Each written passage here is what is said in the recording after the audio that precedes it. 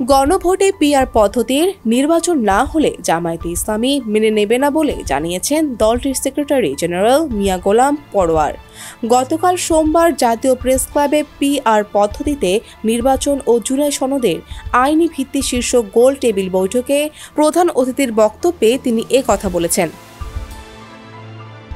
Forum for diploma engineer আয়োজিত এই অনুষ্ঠান থেকে প্রধান উপদেষ্টার উদ্দেশ্যে গোলাম পরোয়ার বলেছেন, পিআর ইস্যুতে সব দলকে ডেকে জাতীয় রাজনৈতিক সংলাপ করুন। ওয়ালটন এখন দেশের সীমানা পেরিয়ে পৌঁছে গিয়েছে 50টিরও বেশি দেশে। ওয়ালটন, ঘরে ঘরে বিশ্বজুড়ে। কোনো সাজানো পাতানো নির্বাচন হলে জনগণ মেনে নেবে না। বিএনপির প্রতি ইঙ্গিত করে জামায়াত সেক্রেটারি জেনারেল বলেন, একটি রাজনৈতিক দল পিআর নিয়ে জাতিকে বিভ্রান্ত করছে।